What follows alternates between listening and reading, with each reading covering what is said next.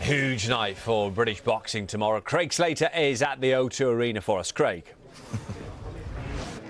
Thanks very much. Yes, well, they're actually having the weigh-in for this big bill at the O2 Arena in the Indigo nightclub, which is part of the O2 complex. I guess that's kind of appropriate because this is a place where you normally come to pose, to look good, to show what you've got.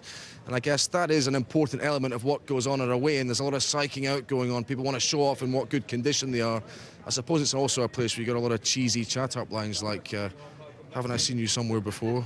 Of course I have. It's Adam Booth, who's George Groves' trainer. But Adam, bring us up to date with how George is. What's he been doing this morning? To bring you up to date with your introductions and links. George is ready.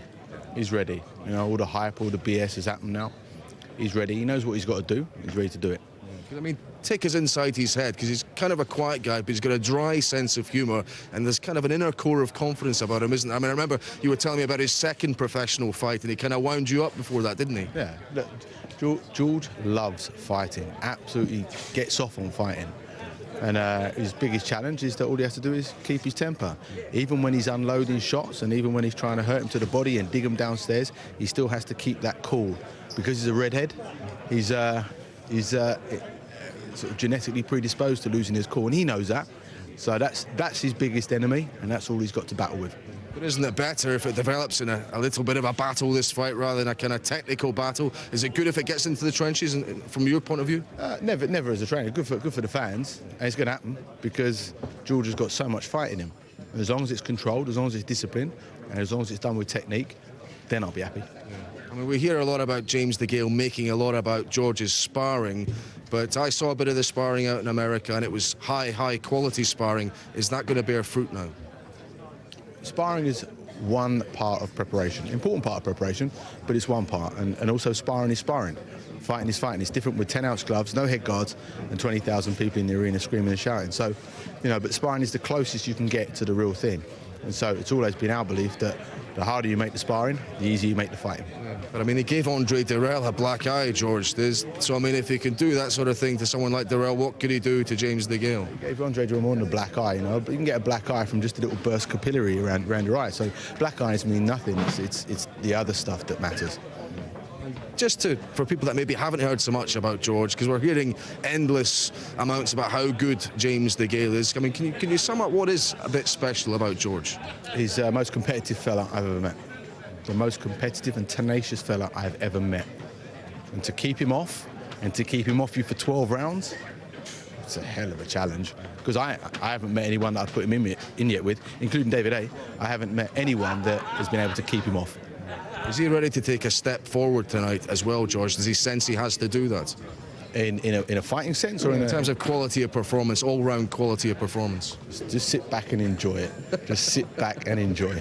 Okay. What's going to go on today then at this face-off? Are we going to get any kind of shenanigans going on when they square off for the last time? Are you happy about the way the kind of psychological exchanges have played out between the two in the run-up to this? Well, I don't care about them because I know in the end they mean nothing. Once that first bell goes, it's all forgotten. It means nothing. We know that. So, you know, as long as George is having fun and doing what he wants to do while he's doing it, doesn't matter. As soon as that first bell rings, that's when it really matters. He's got good backing here as well. Just looking up to the galleries here, there's a lot of George Grove fans. So, you know, there's going to be a lot of folk behind him. And is that going to make a difference to him too? No, George is a popular guy, and he's used to being a popular guy because he's just himself. He doesn't try to pretend to be anyone else, doesn't act a certain way. I think deep down inside, James is probably a decent fella. I don't know him, but you can see little glimpses of it. But, you know, he's covered in the layers of the stuff that he wants to put on top, which is, you know, his choice is up to him. But, like I said, if you're a George Groves fan, enjoy it. But I'm thinking, because DeGale has been booed in the ring, that has happened. He's made himself the bad guy again here. You know, if he doesn't make such a good start, do you think the crowd could get on James's back a bit? There is pressure on him, maybe extra pressure, more than there is on George, potentially. No, I don't think the crowd will make any difference to James. You know, if you look over the years, there's fighters that sort of get off on upsetting and irritating people. Chris Eubank, he actively tried to make everyone hate him and use that as fuel. So no, I don't think it makes any difference. All that matters is what each of them does every second of every round in that ring. Yeah. DeGale's saying, I'll get to him within 4 rounds. You know, from your perspective, what do you think? Is this a short fight, a long fight? Could go either. Could go 1, could go 12. You just have to be ready. George bangs, and he's prepared to stand there and bang. Apparently James is prepared there, sit low and fire with him. You never know what's going to happen. They both hit hard, so you know you're in for a good fight. Okay. Adam, thanks very much. I think you've summed that up perfectly for us. Thanks for taking the time. Yeah, it really is going to be, I think, the fight of the night now. That feud has rumbled on for 5 years. Those two really do not like each other. The last time they'll go head-to-head before the fight itself will be on the scales a little bit after 2 o'clock this afternoon. Already a great atmosphere developing here at this Indigo nightclub. And you can come down and see the weigh-in if you want. It's open to the public. If you're in the vicinity of the O2 Arena, please do come down and help build up the atmosphere here.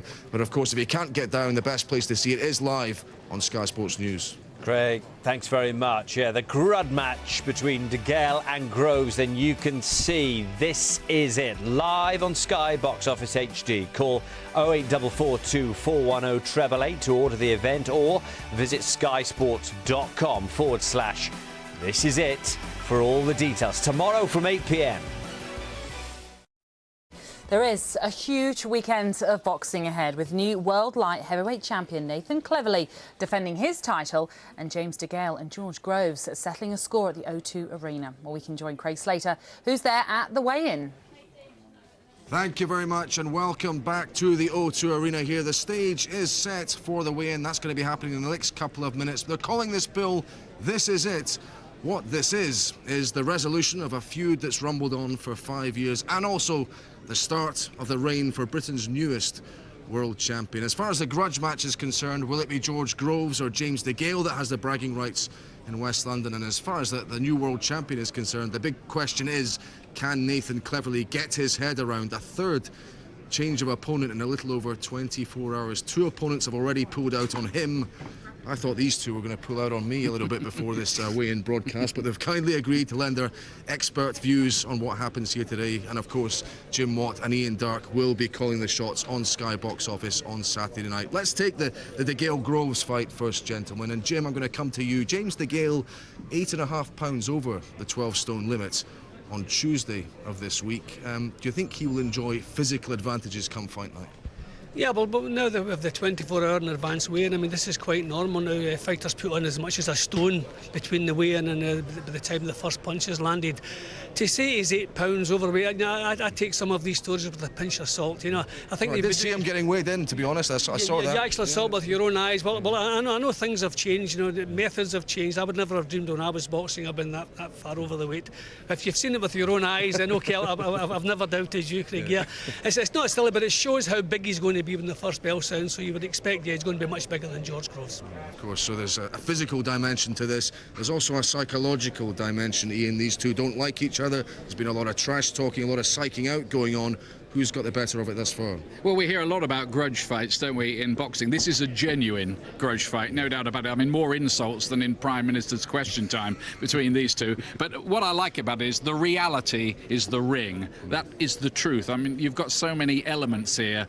The old clubmates who've become enemies, that Groves beat DeGale, you know, revenge, intrigue, little bit of jealousy, stir the pot, and I think we've got what might be a pretty memorable firefight out there. It takes me back to 1973, Jim, except it doesn't, because I don't really remember it, but I suppose the great grudge of your career was Ken Buchanan.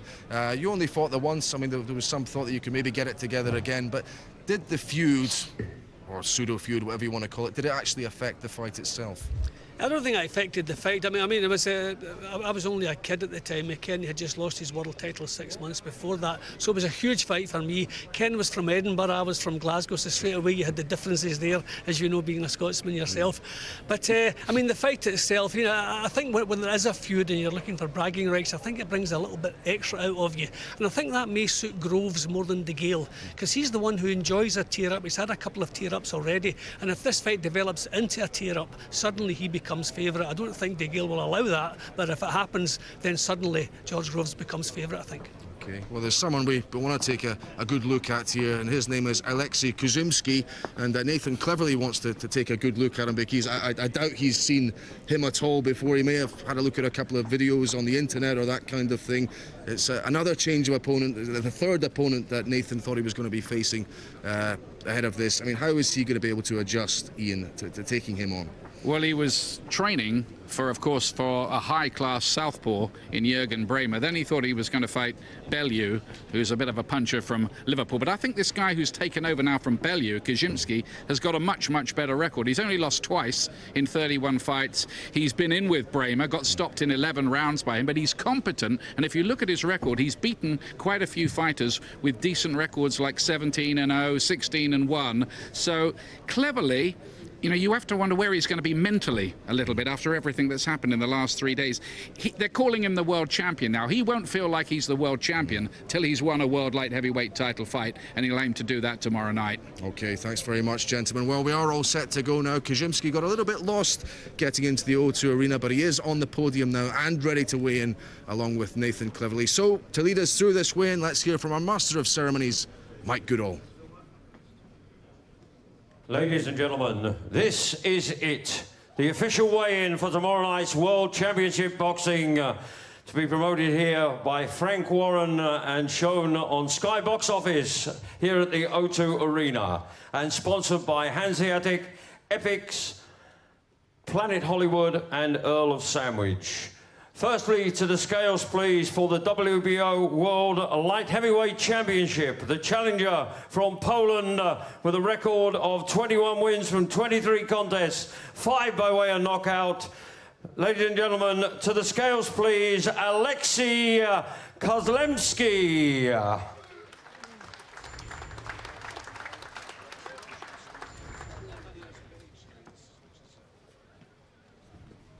Here he comes in now, Alexei Kazimski, 34 years of age he is, which is 10 years older than Nathan Cleverly. He's got to make the 12 stone 7 light heavyweight limit. That's 175 pounds. He's got to be on that or just inside. He looks in pretty decent nick though there, Ian.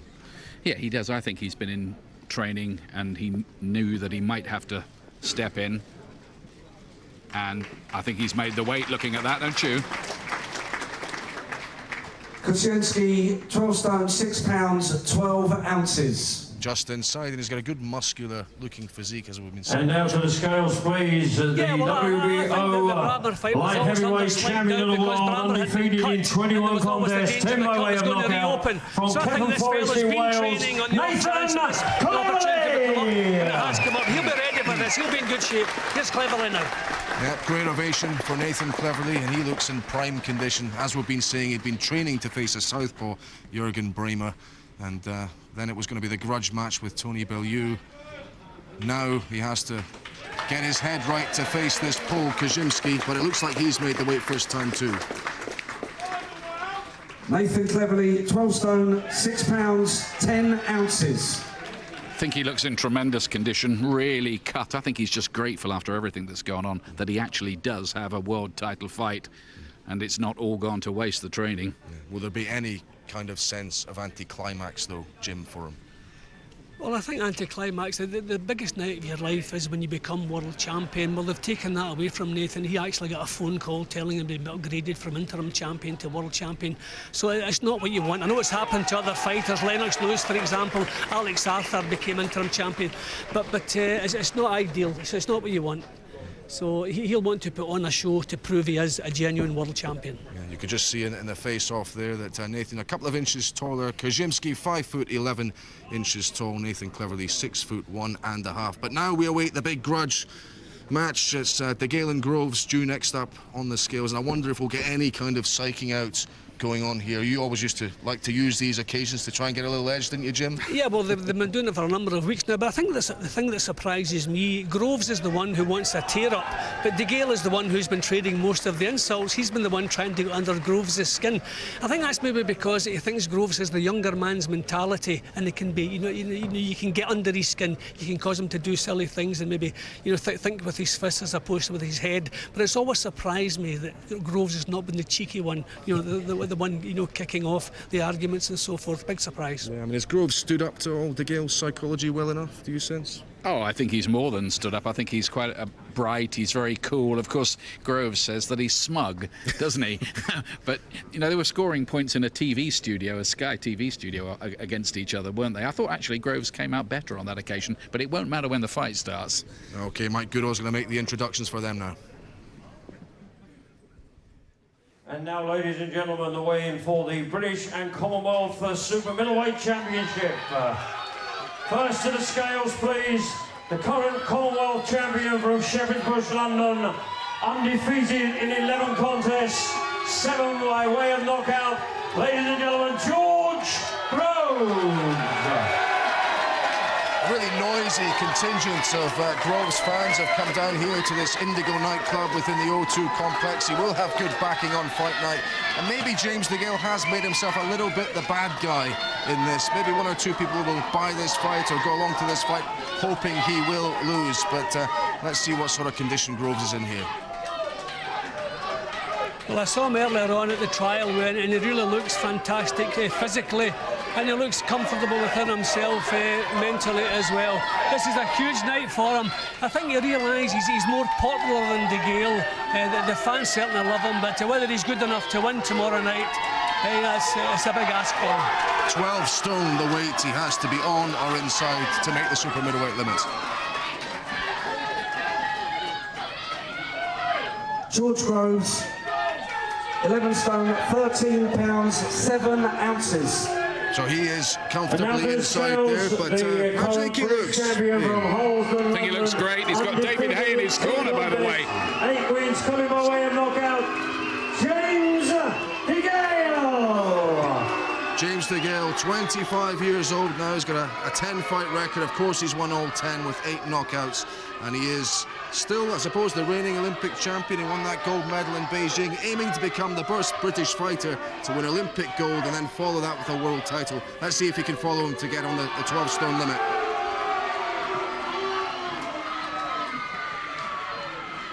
James DeGale, 11 stone, 13 pounds, 6 ounces. So he's lost those 8.5 pounds pretty easily, it seems there, Ian. I think he's very classy, DeGale. I think the one thing we haven't seen yet is what the Americans call a gut check. He hasn't been in a really hard fight, and Groves has against Kenny Anderson when he was on the floor, got up, fought back and won. Now we see the two of them go head to head. Literally, they're kind of locking horns there and pulled away quickly, at least James DeGale was, by Frank Warren.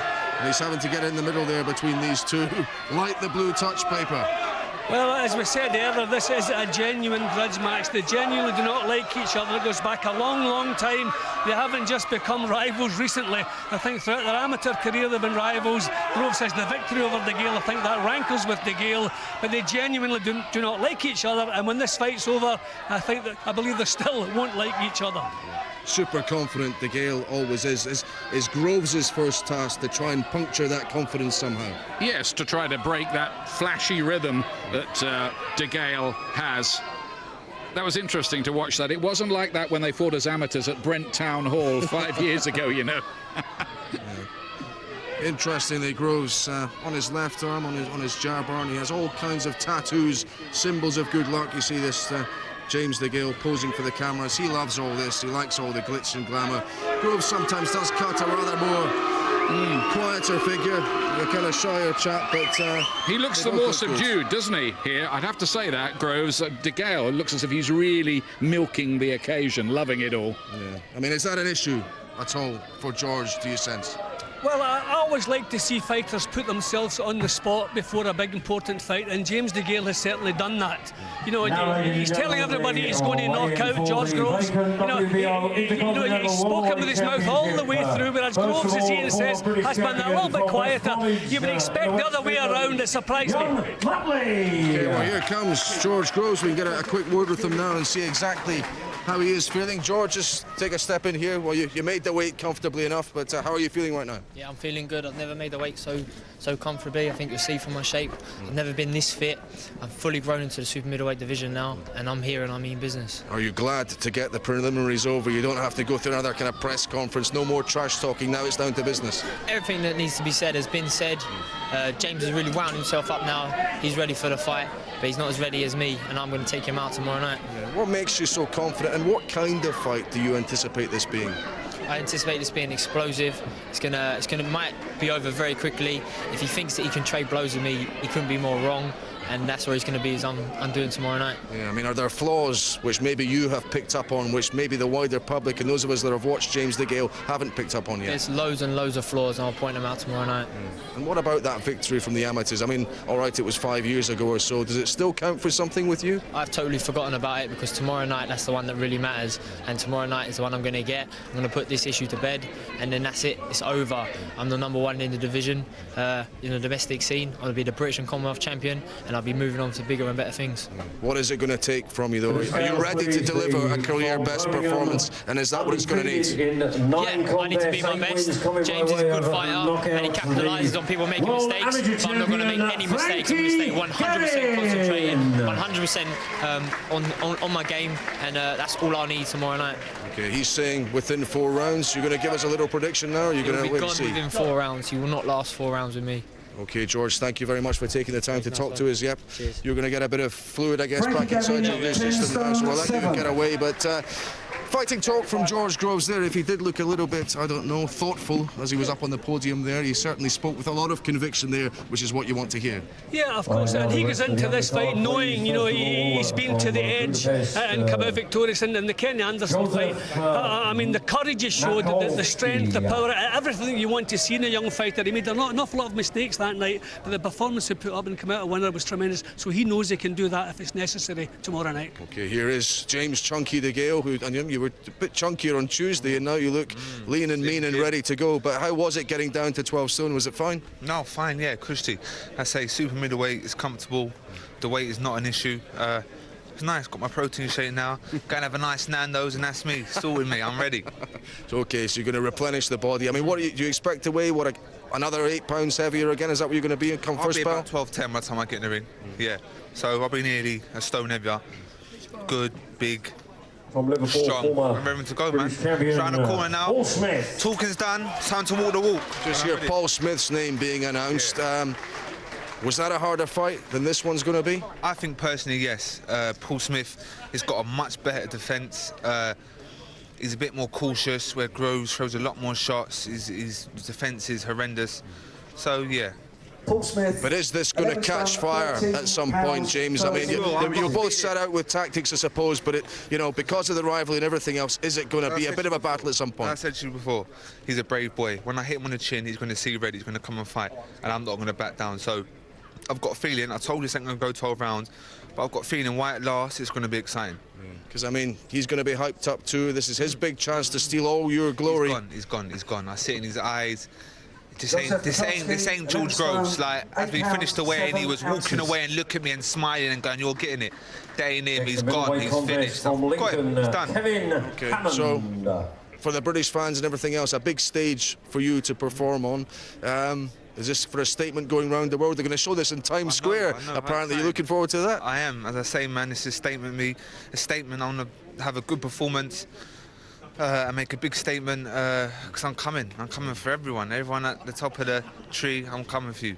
And no matter what it takes, if you have to go into the trenches, whatever way you get the victory, you're going to get the W. As I said to you, he's a brave boy, so he ain't going to bottle it. He's going to be there, he's going to be wanting to fight, so I say why at last, it should be entertaining and explosive and exciting. Okay, great stuff, James. Thanks for coming to talk to us. You get that body built up again and replenished. But yeah, he does look in supreme condition, you have to say, James DeGale. I mean, he is our Olympic gold medalist. We have so many great hopes for him. But it is great, I suppose, that both these guys with unbeaten records are putting it all on the line this early in their career. Yeah, I think so too, because it's not a make-or-break fight, if you like. It's a huge fight, it's a tremendous match, but the loser, can still go on. They're still young men at the beginning of their career. It's a tremendous battle. I'm glad it's taking place now, but whoever loses, whoever that's going to be, still has a future ahead, so that's what's good about it. So there won't really be a bad loser. I think it's going to be a tremendous battle. Okay, Ian, I'll get your final thoughts in a moment, but Jim McDonnell's hanging around here, James's trainer. You obviously got something to say about this fight. What is it? Yeah, I mean, great for boxing. The excitement it's built up reminds me of Ben Eubanks, reminds me of fights back in the day, so it's good for the sport. Okay, great stuff, Jim. Well, listen, we'll let you get off. Thank you, bud. And, sort out James there. He's going to get himself mentally set for this fight. Now, Ian, final word for you. Two very interesting fights. give us your thoughts on Cleverly first of all against this substitute. Well, I think Nathan Cleverly's obviously trained very, very hard. In fact, he's been sparring very hard with James DeGale in the build-up to this fight. I think he's an up-and-coming, young, fresh light heavyweight, quite exciting as well. Great story, the maths student. I think he's going to beat the substitute opponent here, but it's not going to be easy, and I think there is that problem about whether he's quite in the zone after everything that's happened. Okay, finally, Jim, and it has to be a word from you. DeGale or Groves, what's it going to be? I'll go with DeGale, late stoppage of points. Okay, thank you very much, gentlemen. Wow, that was an eventful weigh-in. That was very interesting indeed. All 4 fighters in our 2 main fights came through safely enough. Now for them and all the boxing fans who'll be tuning into this is it. Thank you, Craig. Well, this is the grudge match, even that everyone is talking about. DeGale against Groves. You can see it live on Sky Box Office HD. Call 08442 410 888 to order the event, or visit skysports.com/this is it for more details.